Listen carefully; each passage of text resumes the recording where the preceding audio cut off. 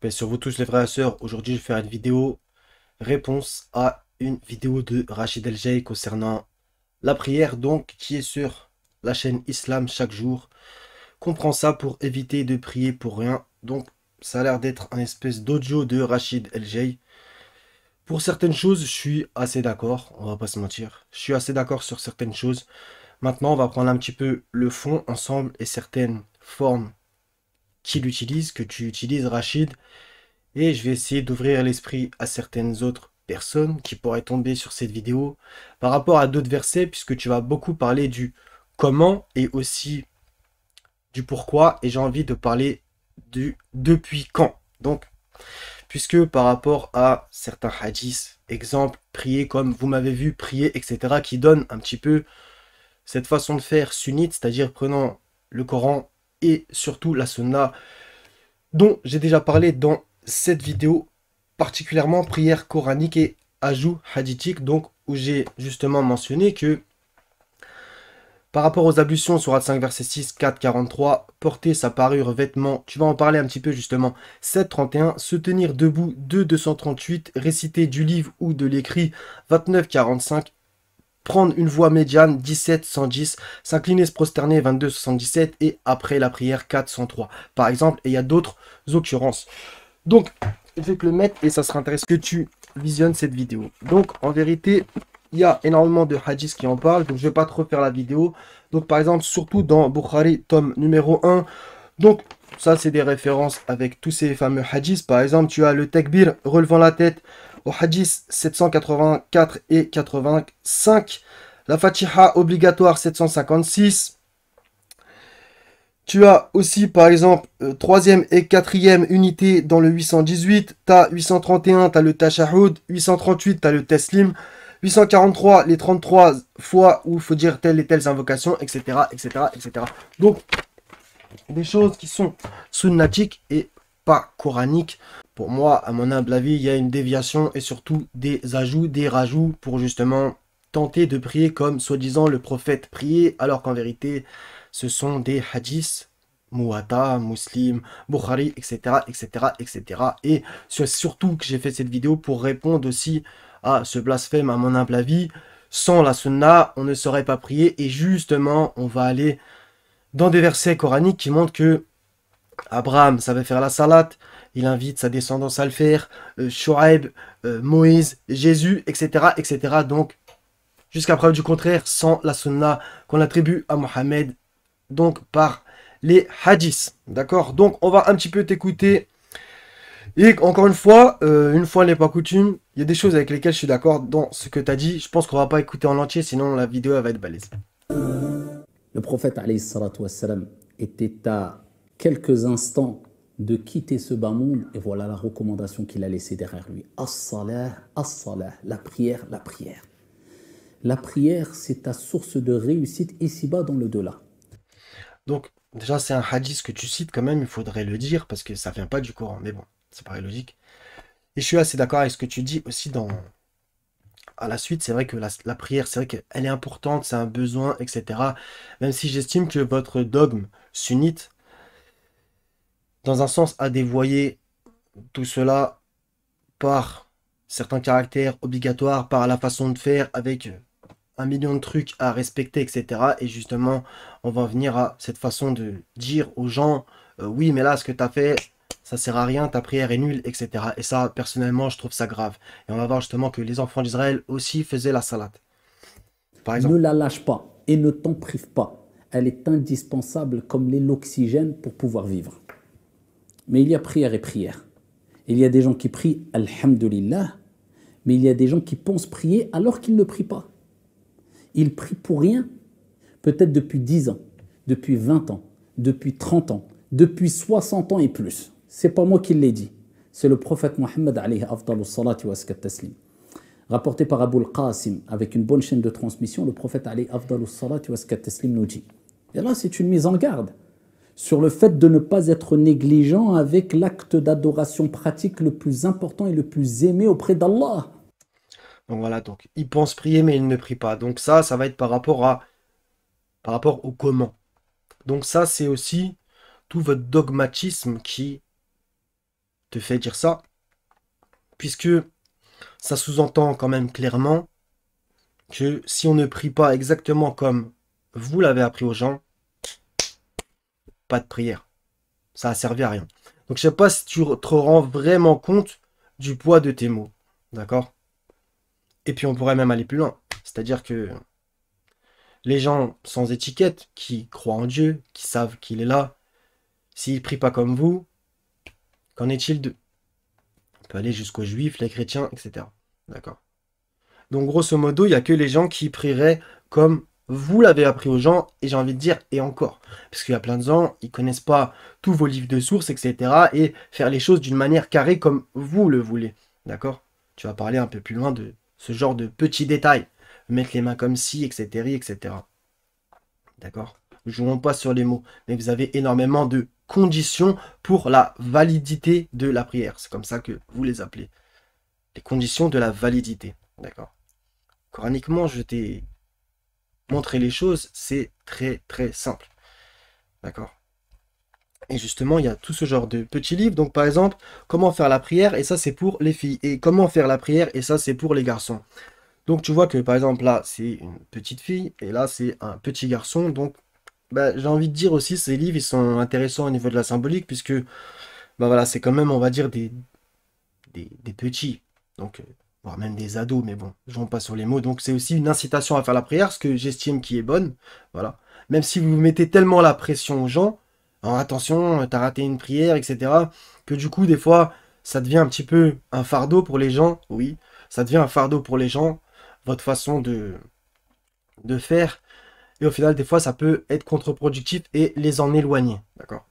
Et il y a aussi cette espèce d'imbroglio avec le fait de parler de la prière rituelle comme vous la faites précisément, et aussi la doha, etc. Donc l'invocation, la supplication, etc. qui, elle, peut être tout au long de la journée. Mais est-ce que le mot salat ne veut pas dire aussi le lien, la liaison, le câble qu'on entretient, qu'on tient avec le Seigneur, d'accord? Cette relation qu'on a avec lui, d'accord? Qui n'est pas forcément que des actes, comment dire, qu'une gestuelle, d'accord? Ça va bien plus loin. C'est une chose de l'esprit. Il faut que ceux qui adorent Dieu l'adorent en esprit, car Dieu est esprit. D'accord. Voilà. Donc ça, c'est important aussi. Et tu l'as assez rappelé, c'est vrai que c'est indispensable, etc. Mais dans un certain sens, tu n'as même pas à le prêcher pour ceux qui le font. Tu prêches des convaincus. Ce sont des gens qui aiment prier, qui en ont besoin, qui sentent un bien-être à le faire. Et il y a des gens qui prieront un nombre de fois limite incalculable, d'autres qui prieront moins, d'autres qui prieront peu, d'autres qui prieront pas. C'est comme ça, d'accord? Même si, encore une fois, il faut s'inciter à faire le bien. Et c'est vrai que si tu arrives devant Dieu et que tu n'as jamais prié de ta vie, c'est vrai que c'est de un dommage, et de deux, voilà. On sait très bien que c'est quand même pas bon signe. Ok? Voilà. C'est pas rien, c'est salah. إن الرجل ليصلي 60 سنة ما تقبل له الصلاة لعله يتم الركوع ولا يتم السجود ويتم السجود ولا يتم الركوع. Il dit, il y a certes un homme, une personne qui peut prier pendant 60 ans ou plus. Allahu Akbar. 60 ans, c'est toute une vie. Khalas, qu'est-ce qui te reste? 60 ans, la personne a été faire le wudu. 60 ans, la personne s'est présentée devant Allah subhanahu wa ta'ala en faisant la prière. Mais ce n'était pas la vraie prière. Tu vois, là, je suis obligé de t'arrêter. Comment ça, ce n'est pas la vraie prière? On est qui, nous, pour dire ça, en fait? On est qui? C'est vrai qu'il y a des choses à faire, etc. Bien entendu. Maintenant, quelqu'un qui, admettons, ne fait pas de prière rituelle comme vous avez compris, et surtout interprété, et surtout rajouté par rapport à ce que dit Dieu dans le Coran, est-ce que quelqu'un qui, ne serait-ce qu'il s'adresse à Dieu, pour vous, vous estimez ça invalide? D'accord? Parce que il y a aussi ce problème de dire que la salat, c'est exclusivement une gestuelle. Ça, c'est un énorme problème. Et les gens pensent que c'est un petit peu comme ça aussi. Donc après, c'est vrai qu'il y en a, ils se baladent avec leur chapelet, etc. Pour faire 33, bref, comprendra celui qui pourra. Mais tout ça, c'est problématique au final. Cette façon de voir. Et aussi d'affirmer que quelqu'un a fait quelque chose de nul.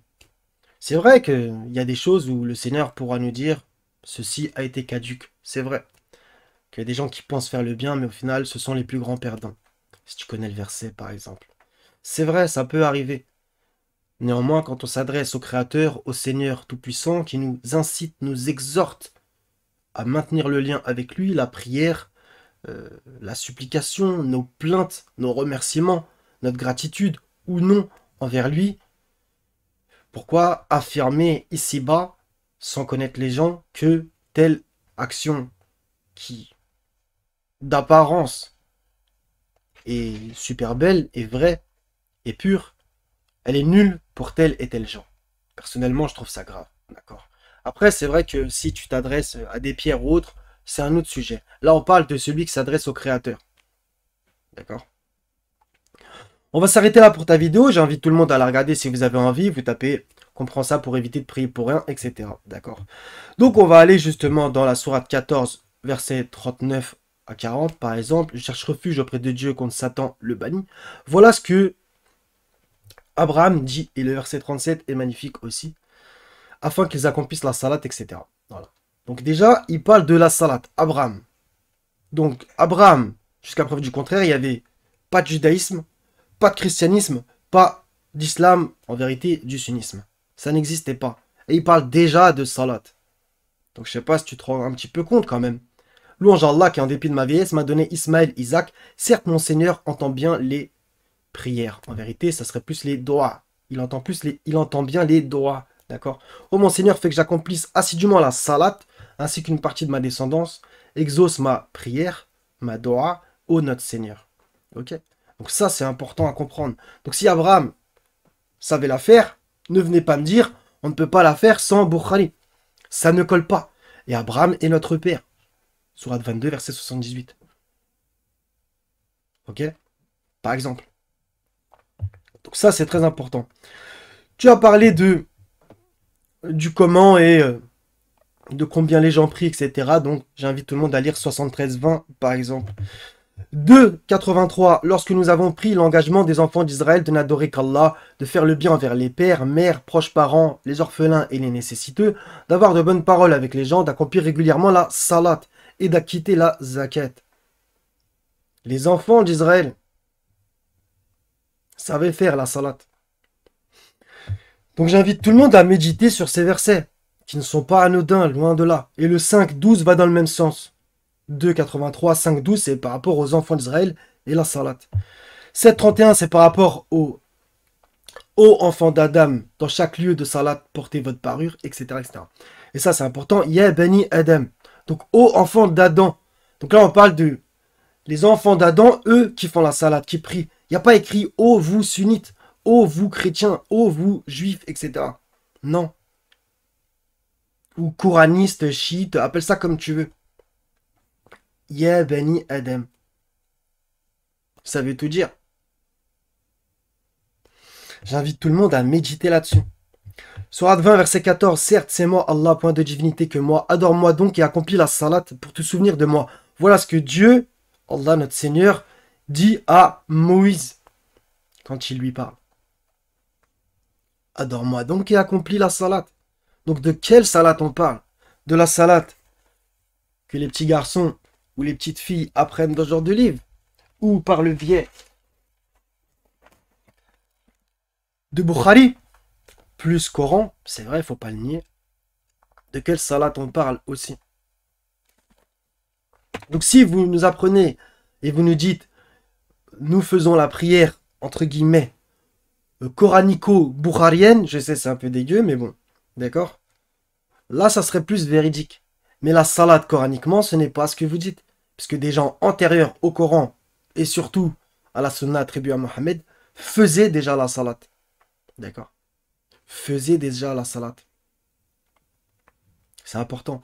Et même pour aller plus loin, quand Dieu s'adresse à Moïse comme ça ici, c'est l'épisode du buisson ardent, etc., relaté dans la Torah et dans le Coran, c'est avant que Moïse reçoive la Torah. Donc là, on fait comment en fait? C'est avant que Moïse reçoive la Torah. Il n'a même pas reçu les tablettes, etc. Ça, c'est quand il est appelé et que Dieu lui dit d'aller vers Pharaon, entre autres. Quand il est à Madian.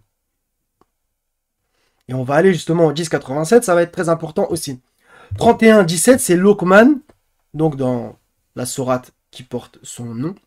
Oh mon enfant, accomplis la salat. Donc ça, c'est une sourate extraordinaire pour l'éducation des enfants. Au passage, j'en place une pour ça. Oh mon enfant, accomplis la salat. Mais Luqman, il avait ni le Coran ni la Sunna. Donc comment fait-on? C'est pour ça que j'avais envie, par la grâce de Dieu, d'essayer d'ouvrir l'esprit aux gens. Que d'être fermé à la salat, c'est exactement comme on nous l'a dit, Coran, Sunna, mais surtout Sunna en vérité. D'accord? Donc là, il y a une feuille avec énormément de références sunnatiques sur comment faire, etc. D'accord? Selon eux, encore une fois, et comment soi-disant Mohammed aurait fait. D'accord? 11,87, ils dirent: oh Shoaib, est-ce que ta prière te demande de nous faire abandonner ce qu'adoraient nos ancêtres? Est-ce que ta as-salatuka, donc est-ce que ta prière, est-ce que ta salat, donc Shoaib faisait la salat. Mais qu'est-ce que la salat dans ce verset? Est-ce qu'elle a plusieurs désignations? Ou est-ce qu'elle n'en a qu'une? Et est-ce que surtout elle a la définition sunnite d'à l'heure actuelle? C'est important. 19,31. Donc là, c'est qui va parler carrément? C'est Jésus. Où que je sois, il m'a rendu béni. Il m'a recommandé, tant que je vivrai, la prière et la zakat. Donc ça aussi, une certaine vision de la zakat sunnite ou chiite, bref, des branches dites islamiques. Qu'est-ce que ça veut dire ici? Et on voit que par exemple Jésus, dans l'évangile, quand il est dans le jardin de Gethsémani, pour ceux qui connaissent, voilà, il se jette sur sa face en se prosternant pour prier le Seigneur. Voilà. D'accord? Donc ça, c'est important aussi.